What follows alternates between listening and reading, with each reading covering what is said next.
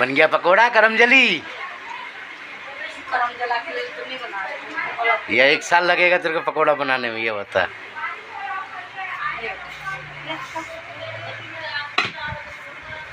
नहीं भैया कोई मत खाओ पकोड़ा, क्योंकि अभी तक सॉस नहीं आया। सॉस आएगा तभी खाएंगे। वे नंगे जा सॉस लेके आ।